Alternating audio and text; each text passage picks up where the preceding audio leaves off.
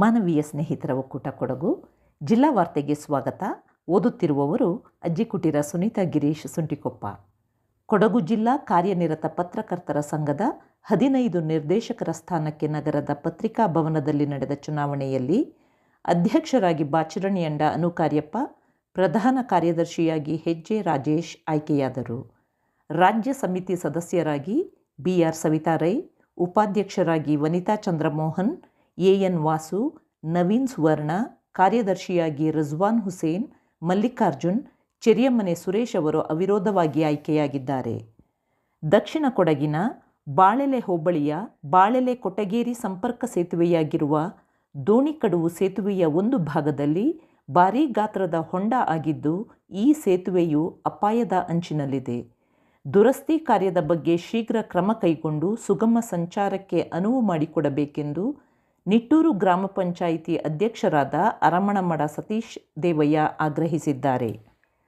ಬಾಳುಗೋಡುವಿನಲ್ಲಿ ಕೊಡವ ಸಮಾಜಗಳ ಒಕ್ಕೂಟದ ವತಿಯಿಂದ ಕಳೆದ 4 ದಿನಗಳಿಂದ ನಡೆಯುತ್ತಿದ್ದ 12ನೇ ವರ್ಷದ ಕೊಡವ ಸಾಂಸ್ಕೃತಿಕ ಹಾಗೂ ಕ್ರೀಡಾ ನಮ್ಮೆಗೆ ಸಂಭ್ರಮದ ತೆರೆ ಬಿದ್ದಿದೆ. ಅಲ್ಲಿ ನಡೆದ ಸಾಂಸ್ಕೃತಿಕ ಕಾರ್ಯಕ್ರಮದಲ್ಲಿ ಬೆಂಗಳೂರು ಕೊಡವ ಸಮಾಜ ಸಮಗ್ರ ಪ್ರಶಸ್ತಿಯನ್ನು ಪಡೆದುಕೊಂಡು ಪ್ರಥಮ ಸ್ಥಾನ, ಮೈಸೂರು ಕೊಡವ ಸಮಾಜ ದ್ವಿತೀಯ ಹಾಗೂ ಮಡಿಕೇರಿ ಕೊಡವ ಸಮಾಜ ತೃತೀಯ ಸ್ಥಾನ ಪಡೆದುಕೊಂಡಿತು.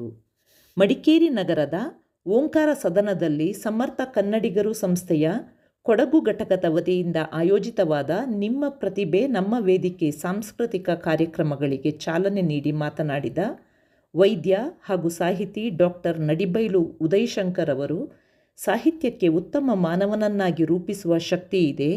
ಸಾಹಿತ್ಯ ಪ್ರೀತಿಯಿಂದ ಉತ್ತಮ ಗುಣಗಳನ್ನು ಹೊಂದಲು ಸಾಧ್ಯವಿದೆ. ಹಾಗಾಗಿ ಸಾಹಿತ್ಯಾಸಕ್ತಿ ಉಳ್ಳವರು ಸಮಾಜದಲ್ಲಿ ಉತ್ತಮ ಪ್ರಜೆಯಾಗುತ್ತಾರೆ ಎಂದರು.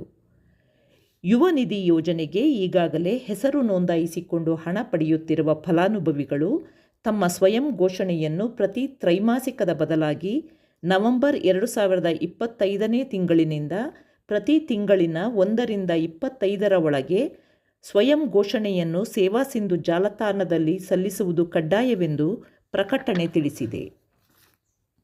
ಕಾಸರಗೋಡಿನ ಕನ್ನಡ ಭವನ ಮತ್ತು ಗ್ರಂಥಾಲಯ ಹಾಗೂ ಕೋಲಾರದ ಸ್ವರ್ಣಭೂಮಿ ಫೌಂಡೇಶನ್ ವತಿಯಿಂದ ನವೆಂಬರ್ 15ರಂದು ಗಡಿನಾಡು ಕನ್ನಡ ರಾಜ್ಯೋತ್ಸವ ಸಂಭ್ರಮ ಕಾರ್ಯಕ್ರಮ ನಡೆಯಲಿದೆ.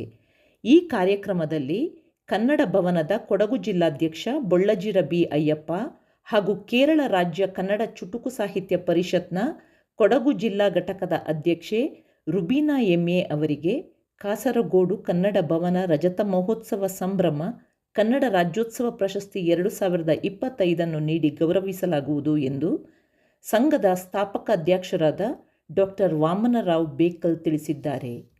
ಮಡಿಕೇರಿ ನಗರಸಭೆಯ ಸ್ವಂತ ನಿಧಿ 3.35 ಕೋಟಿ ರೂಪಾಯಿ ವೆಚ್ಚದಲ್ಲಿ ರಸ್ತೆಯನ್ನು ಒಳಗೊಂಡಂತೆ ನಾನಾ ಅಭಿವೃದ್ಧಿ ಕಾಮಗಾರಿಗಳ ಟೆಂಡರ್ ಕಾರ್ಯಗಳನ್ನು ನಡೆಸಿ ಗುತ್ತಿಗೆದಾರರಿಗೆ ಕಾರ್ಯಾದೇಶ ನೀಡಲಾಗಿದ್ದು, ಶೀಘ್ರದಲ್ಲಿಯೇ ಕಾಮಗಾರಿಗಳು ಆರಂಭಗೊಳ್ಳಲಿದೆ ಎಂದು ನಗರಸಭಾ ಉಪಾಧ್ಯಕ್ಷರಾದ ಮಹೇಶ್ ಜೈನಿ ಅವರು ತಿಳಿಸಿದ್ದಾರೆ.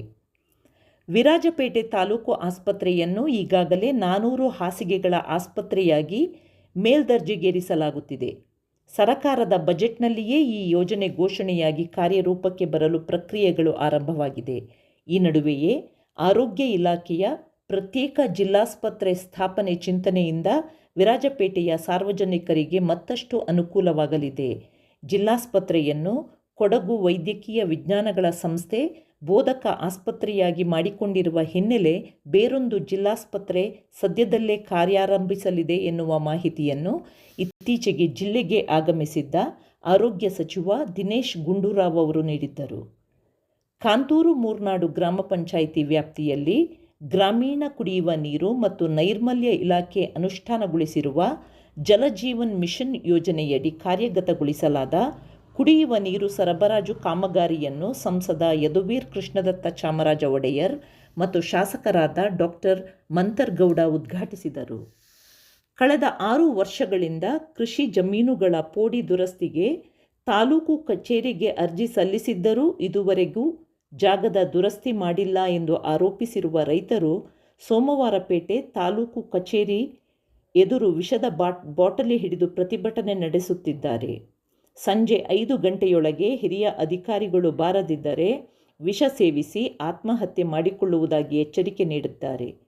ತಹಶೀಲ್ದಾರ್ ಮನವೊಲಿಕೆಗೂ ಜಗ್ಗದೆ ಪ್ರತಿಭಟನೆಯನ್ನು ಅವರು ಮುಂದುವರಿಸಿದ್ದಾರೆ. ಕೋಕೇರಿ ಗ್ರಾಮದ ನೀಲ್ಯಾಟ್ ಲೇಡೀಸ್ ಕ್ಲಬ್ ವತಿಯಿಂದ ಪ್ರಥಮ ವರ್ಷದ ಮಹಿಳೆಯರ ಕ್ರಿಕೆಟ್ ಪಂದ್ಯಾವಳಿಯನ್ನು ನವೆಂಬರ್ 22ರಂದು ಚೆಯ್ಯಂಡಾಣೆ ಸರಕಾರಿ ಪ್ರಾಥಮಿಕ ಶಾಲಾ ಮೈದಾನದಲ್ಲಿ ಆಯೋಜಿಸಲಾಗಿದೆ. ಪ್ರಥಮ ಬಹುಮಾನ 22,000 ರೂಪಾಯಿ, ದ್ವಿತೀಯ ಬಹುಮಾನ 11,000 ರೂಪಾಯಿ ಹಾಗೂ ತೃತೀಯ ಬಹುಮಾನ 6,000 ರೂಪಾಯಿಗಳ ಜೊತೆಗೆ ಆಕರ್ಷಕ ಟ್ರೋಫಿಯನ್ನು ನೀಡಲಾಗುವುದು ಎಂದು ಪ್ರಕಟಣೆಯಲ್ಲಿ ಅವರು ತಿಳಿಸಿದ್ದಾರೆ. 18 ವರ್ಷ ಮೇಲ್ಪಟ್ಟ ಎಲ್ಲ ಮಹಿಳೆಯರು ಭಾಗವಹಿಸಬಹುದಾಗಿದ್ದು, ತಂಡದ ನೋಂದಣಿಗೆ ನವೆಂಬರ್ 15 ಕಡೆಯ ದಿನವಾಗಿದೆ. ಮಾಸ್ಟರ್ಸ್ ಅಥ್ಲೆಟಿಕ್ ಫೆಡರೇಷನ್ ಆಫ್ ಇಂಡಿಯಾದಿಂದ ಚೆನ್ನೈನಲ್ಲಿ ನಡೆಯುತ್ತಿರುವ 23ನೇ ಏಷ್ಯನ್ ಮಾಸ್ಟರ್ಸ್ ಅಥ್ಲೆಟಿಕ್ಸ್ ಚಾಂಪಿಯನ್ಶಿಪ್ನಲ್ಲಿ ಕೊಡಗಿನವರಾದ ಅರ್ಜುನ ಪ್ರಶಸ್ತಿ ವಿಜೇತೆ ಕ್ರೀಡಾಪಟು ಬಲ್ಲಚಂಡ ರೀತ್ ದೇವಯ್ಯ ಅವರು 60+ ವಿಭಾಗದಲ್ಲಿ 3 ಪದಕ ಪಡೆದು ಸಾಧನೆ ತೋರಿದ್ದಾರೆ. ಟ್ರಿಪಲ್ ಜಂಪ್ ಹಾಗೂ ಜಾವ್ಲಿನ್ ಥ್ರೋನಲ್ಲಿ ಚಿನ್ನದ ಪದಕ ಹಾಗೂ 80 ಮೀಟರ್ ಹರ್ಡಲ್ಸ್ನಲ್ಲಿ ಬೆಳ್ಳಿಯ ಪದಕವನ್ನು ಗಳಿಸಿದ್ದಾರೆ. ಇಲ್ಲಿಗೆ ಜಿಲ್ಲಾ ವಾರ್ತೆ ಮುಕ್ತಾಯವಾಯಿತು. ನಮಸ್ಕಾರ.